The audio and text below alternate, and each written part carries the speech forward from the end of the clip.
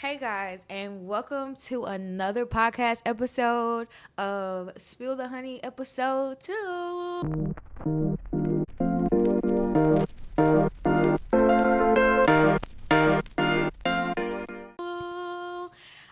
I just want to put a disclaimer out here.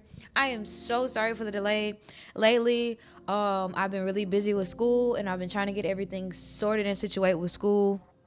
Um, and lately I just been doing a lot of schoolwork. So sorry for the delay, but we're back. We're back in action. I'm probably gonna record 2 videos today, and keep it going for y'all. Try to be a little bit more consistent, but make sure you guys press that like button and make sure you also press that notification bell to be notified every time that I post, and make sure you hit a subscribe if you want to see more content like this. I'm a really outgoing content creator. I do a little bit of everything, so if you like stuff like that, make sure you subscribe to my page and let's get started. So first thing we're going to talk about is we were just talking but it still hurts. Ooh, okay. So in my past, before I got in this lovely relationship of mine, I used to go through these several phases of just talking to people, not knowing what their real intentions was, and just doing single things and just dating around basically. But as somebody that has a very serious attachment style, and they get attached real fast and fall real easily, those talking stages never really ended well when it came to me, because I was thinking that feelings were reciprocated, feelings were the same, and apparently there wasn't. And sometimes you can meet this person and they could be everything that you desire, and when I tell you, they be just spot on when you first meet them at first. Emphasis on the talking stage. There's always this thing called a perception that everybody tries to give off whenever you first meet somebody, like a impression, if you would say. Everybody's always that fairy tale guy or girl in the beginning, and you just think, oh my gosh, is this the one? Like, y'all are going through the vibing stages, y'all are chilling, like nothing could go wrong possible. Till you guys don't establish what the title is, things start to get a little bit rocky when other people come into play. And by that, I mean to say, like, when you're talking, you necessarily don't have the title, so you necessarily can't tell the person what to do.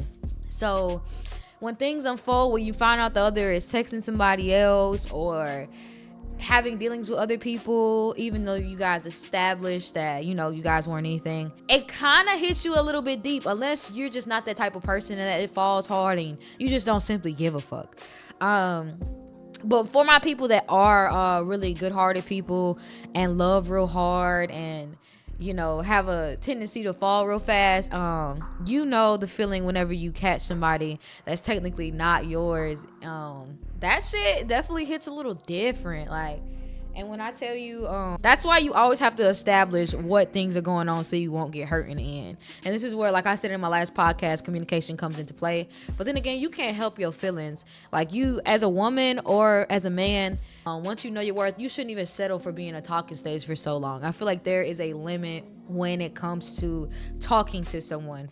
I say if a man or a woman doesn't know within 3 months max that they want to be with you, you might as well cut ties with them, because at this point it gives they just want to keep you around, use you for only one thing, if it ever got to that point, of course, which it shouldn't have. You shouldn't allow somebody to get to your body within that month stand. But everybody does things different. Maybe people connect through sex.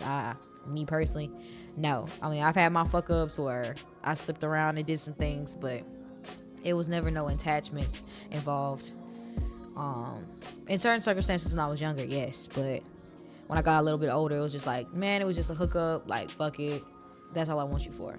But of course, it's still gonna hurt. And it's just like, it's kind of hard to explain, because it doesn't, you don't have the rights to be hurt, but at the same time you do, especially if the other side of the party didn't discuss with you how they necessarily felt about you. Like, it's like those mixed emotion type of things, like it feels good but it's not right type shit. So it's like, damn, you kind of in a lose-lose situation here. Like I said, there has to be some type of communication establishment between the two of you guys. If you know that y'all are gonna be single and just doing you guys, please don't get anybody else's involved and feelings involved, and knowing that they're gonna get attached. You can tell by people's mannerisms and tendencies when they're getting attached. They want those good morning texts. They want those little bitty things that revolves around in a relationship. and not necessarily just the talking stage. So what I could say is, if personally in my experience, I have been hurt by certain talking stages, but like shit, I got over it real fast because like shit, there's more fish in the sea, like I always say, and fuck it. Is revenge glow ups petty or powerful? Share glow up stories after heartbreak. Bonus points for messy ones. I don't think they're petty. I feel like honestly, if you're gonna glow up, do it for yourself. Don't do it because you're trying to get revenge on somebody. I feel like now that's petty. Like I feel like it's either gonna crack and fold whenever it, comes down to the bottom of it. Me personally, I feel like what's powerful is just moving on and not being bitter. Letting people just do them and realizing, shit happens and you do what's best for you, not because you want to get back and you want that person to be like, oh, I miss you and I forgot. No, do shit because it's simply for you. I feel like if you do all that with the intent of just trying to get back and you realize how much of an impact it didn't make, then your feelings are gonna hurt and then you're gonna try to crumble and crash. Do things for you. I feel like a revenge glow up, I feel like it's not necessarily a glow up if it's considered revenge. Like, you feel me?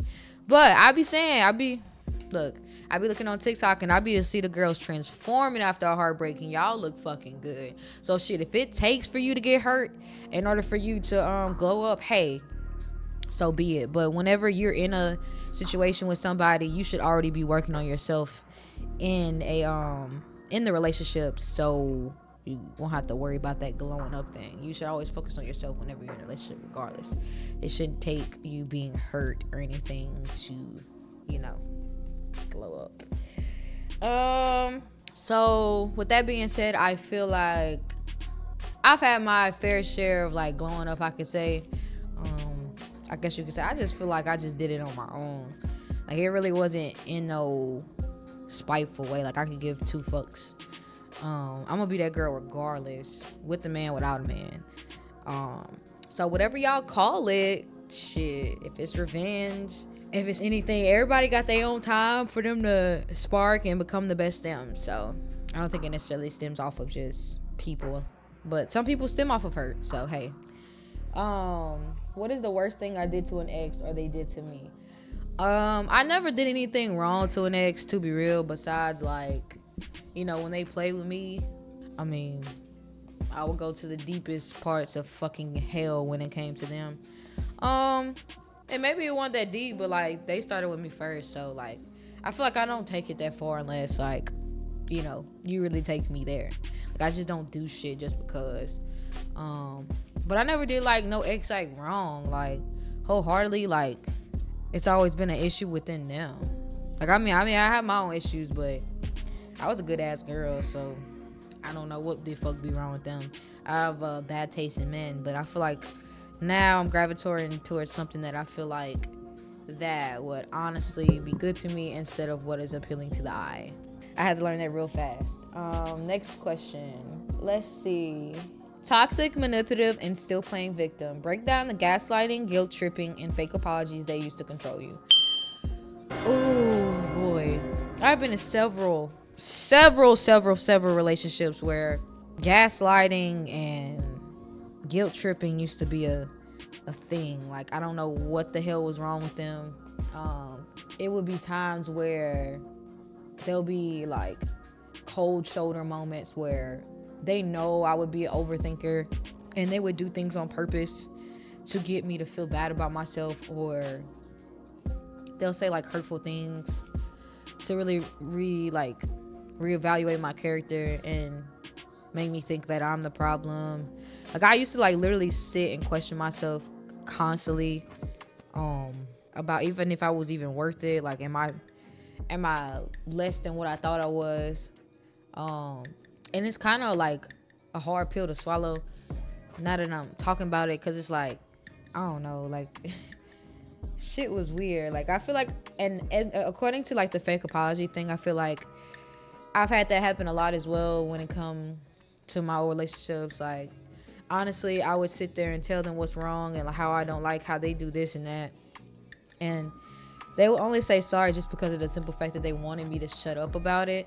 But like when it comes to a certain point where I'm constantly telling you about the same thing and how I feel about this and that, and you constantly keep doing it, it just comes off as a type of disrespect towards me. It's like you don't respect me, especially if you want me to follow your orders. Like you say you want me to shut the fuck up and do all this crazy shit. Like when I tell you I've been told the craziest fucking things. I've had some people that I've dated that acted like pure bitches. Like they were just drama queens. And honestly, I don't miss that. They were gaslighting, they were manipulating, they would they just knew what they were doing. Like you can just tell like when people are narcissists, like the looks, the laughs, the secretive jokes they make, like it's disgusting. Like I can't even explain it. That's how bad of a topic this is for me. Like it's kind of got my nerves bad right now. It's like they would antagonize you and like pick with you. I remember I had one ex tell me one time that was like, you wouldn't amount to shit in life. I don't know. The shit was crazy. Fuck them though. Like literally. That one ex who made you question everything. Y'all, when I tell you this is like a really touchy podcast to me because it's like it stirs from a lot of trauma with people. I don't know. I have had multiple exes. Not all of them were bad though. Like not all of them were bad, but like I don't know. My very first serious relationship was somebody that made me question everything. I was really young. I didn't know no better. I went through a lot of self-questioning, like I said, if I was worth it, if I was pretty enough. When I tell you I was being used and constantly like taken advantage of because of my age. I was being played with, and I just kept going back to the same things that I only allowed. But no, I was like 17, 18 at the time. I didn't know any better. And he really made me question everything. It got to the point where I got like I hate saying this, and everybody says it's not ever deep to that point, but like when you're young and you don't know any better, it really takes a toll on your mental whenever you get in your first serious relationship and have your first heartbreak. He honestly made me question my life at one point in time. I was suicidal at one point in time. I didn't want to be on earth anymore just because of the simple fact, like, like shoot, like if the one person that I love did all this and that to me, break my heart, like I feel like there's nothing worth living at the time. Like that was a point in time where I let a man control my whole life, depict if I'm gonna be good for the rest of my life. And when I tell y'all that breakup took me several fucking months, like probably at most a year. And then I got up into this rebound relationship, and I knew that I wasn't ready for a relationship, but I got in it, and he was actually a really good guy, and he turned out to be somebody that I didn't really think he was, so I got hurt again, unfortunately. But hey, after that I just kept the love cycle going. I didn't stop. Of course I got hurt, but it's like it didn't hurt as bad as the very first one. Like, you know what I'm saying? Like after time when I got in a relationship, it was like it just got easier and easier every time because I started to realize who I was, what are some things that I wouldn't want in a relationship, and what are some things I would want in a relationship. And that's when I just started getting stronger and stronger, and where shit kept getting easier. You feel me? But that was definitely, I'm not gonna name drop or anything, but that was definitely a rough time. Your first breakup is always gonna be your hardest, I'll tell you that. Next topic is love bomb, lied to, and left confused. I feel this so bad. Love bombing is a very, very, very dangerous thing. It'll have you thinking that you're, like I said, you find the man of your dreams. He's giving you everything all at once. He's saying all the right things. He's portraying this image like he's just the best man ever in the beginning. Like everything's going smooth until he gets comfortable, of course, and things start to plummet. He starts to get lazy. He stops doing the same things he used to, like taking you out on dates, giving you gifts, and all the literally lovey-dovey stuff that you was doing in the beginning. But he just did that just for the simple fact that he could get one thing out of you. I guess that's what love bombing is. Or they just get into things and wind up being players at the end of it. They lie. They give, like I said, they give you false dreams, false hopes, and then leave you out in the dust, and you're left confused on what went wrong, if you were good enough, if you brought enough to the table. Like, you just left in the dust. And that's one of the most like hurtful things ever, especially coming from somebody you feel for. It's like, you really left me like that. But when it came to something dealing with me, and you did me all type of ways, I never thought about leaving you not one time. But people are weird like that. People are manipulative, like I said, and the fake shit they be doing is just like, I don't know, it's just weird. Why are exes so bitter? Child, because they know they fucked up, and they know they can't ever find nobody like you ever again. And let me tell you something, if you know you were not the problem, there's no reason to be bitter. You feel me? Like, it's no reason to be still bashing the other and trying to prove a point and trying to still linger on with certain shit. Like, I feel like if you know you did good in your part, there's no point of being fucking bitter. And bitter exes piss me off. Like, bitch, why are you telling me to go die? Like, calm down. Like, just calm the fuck down. Like, bitter exes are like the epiphany of people not wanting to fucking date or be in love. Because, like, I've seen bitter exes where they get to the point where they want to kill their exes just because they've moved on.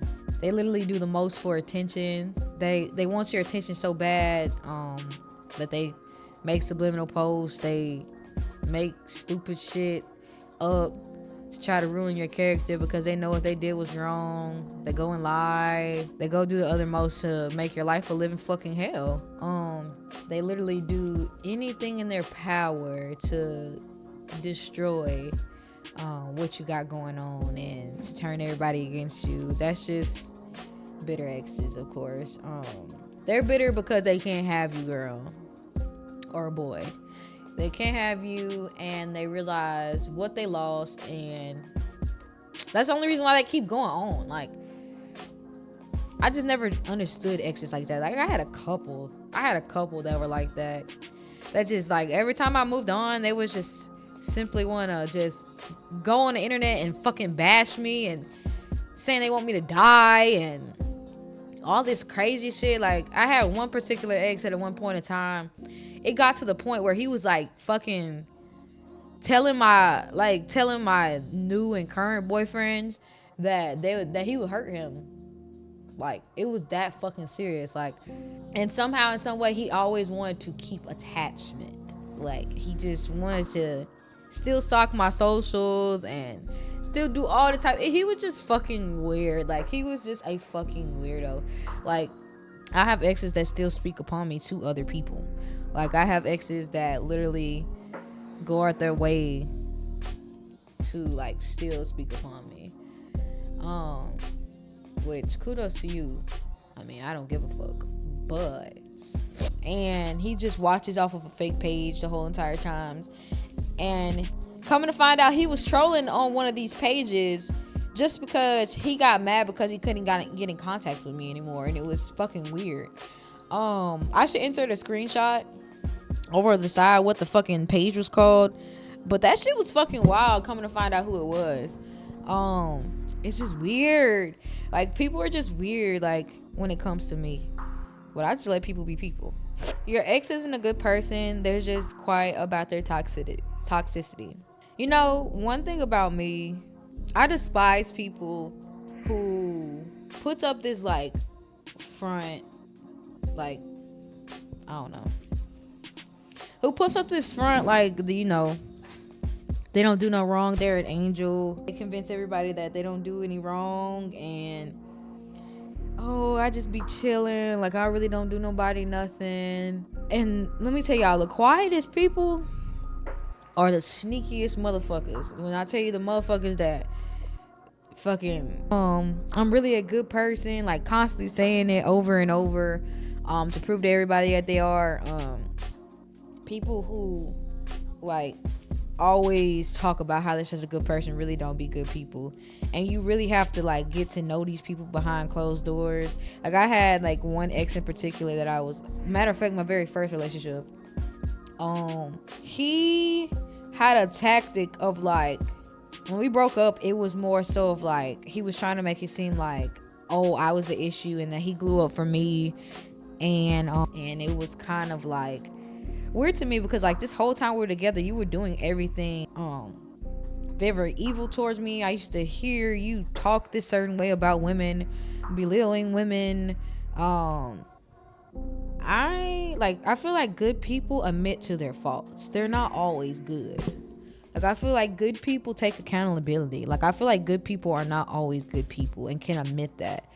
I feel like wannabe good people want to be a perfect person, if you feel what I'm saying. Like, it's like an image. Like, good, genuine, real people are not always, like, having to prove that they're good. I don't know. This is like, I feel like I've been labeled as like,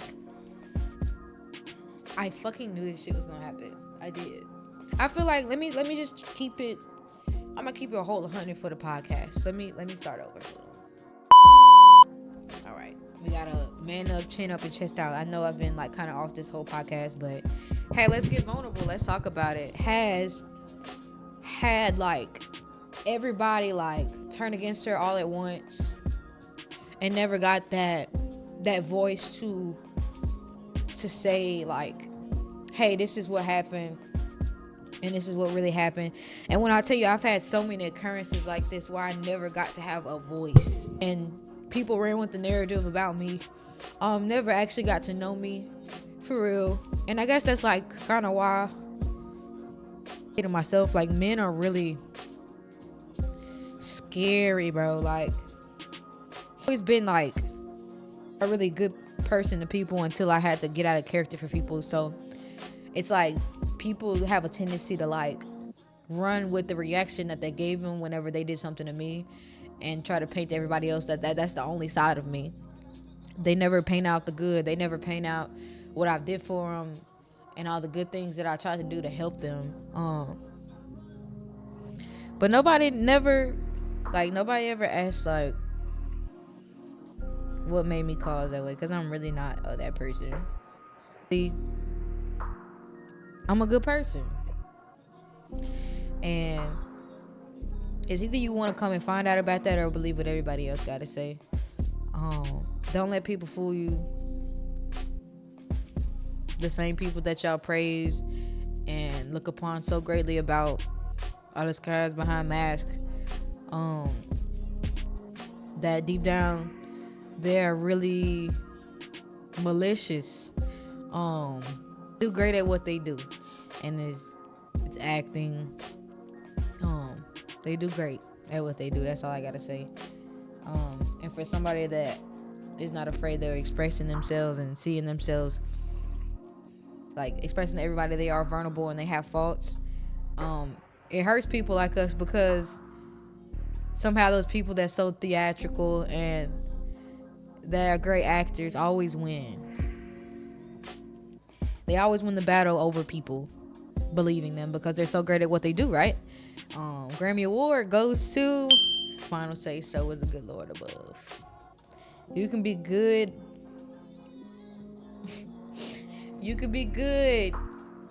You can show that you're good on the outside, but on the inside, people really hurting. And this is why they do the things they do. So, yeah.